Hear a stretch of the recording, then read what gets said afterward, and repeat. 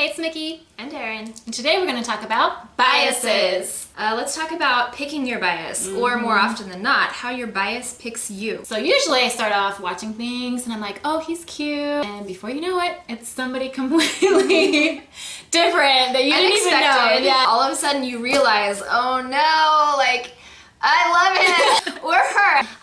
All of a sudden, I'm like, she's adorable and hilarious, and I think we would be best friends. Yes. And that's just how it happens. And a lot of that has to do with seeing their personalities. When I realize that I am watching one guy the whole entire time.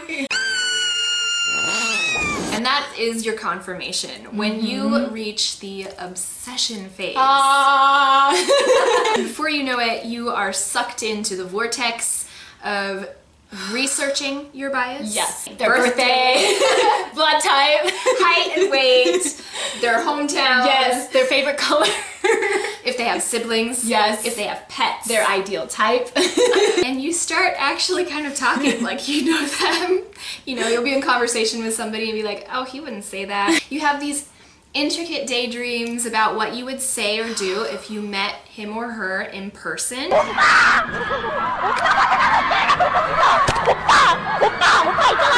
Oh, you're like, he would say this back to me, and then I would say this back to him. Admit it, we've all done it. You start like collecting some photos. You can recognize them by an ear. Or hair. Or their hands. Or their lips. Or like their shoulders. Yes. You start recognizing their fashion and their particular style. And eventually being influenced by that style. I notice my fashion choice of buying clothes start to be more similar to my bias. I've definitely made a few fashion choices based on whether or not my bias would wear something. And I notice my hairstyle and my accessory starts to change too.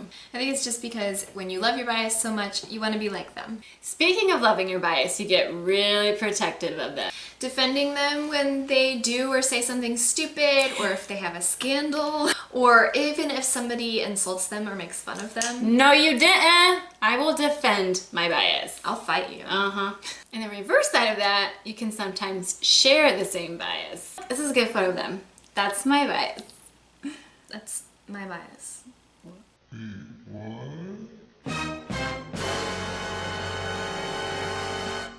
But it can also be good to share your bias, because then you can fangirl over them and be excited along with somebody else. Once the obsession phase has ended, definitely. Yeah. Then you can share nicely. Yes, nicely together. We can't talk about bias without talking about our bias wrecker. A bias wrecker is someone who just doesn't stay in their lane. They are out to steal your affections away from your bias. Yes, you're like, oh, you are so cute too. Sometimes you just have multiple biases because either you can't pick between the members of one group because you love them all so much, or you have a bias in multiple groups.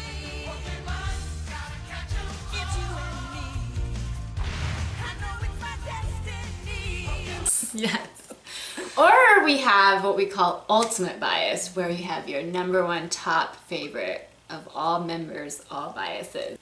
Anyway, we would like to know who your bias is, or who your biases are. so please leave a comment below. Should I do Miki or should I do Mickey? I've been doing Mickey, like American. Hi, it's Mickey. I always like breathe in. Hey! I don't know why. Do we need to get like... Okay. I have my mouth open. Me too. I feel like I'm like...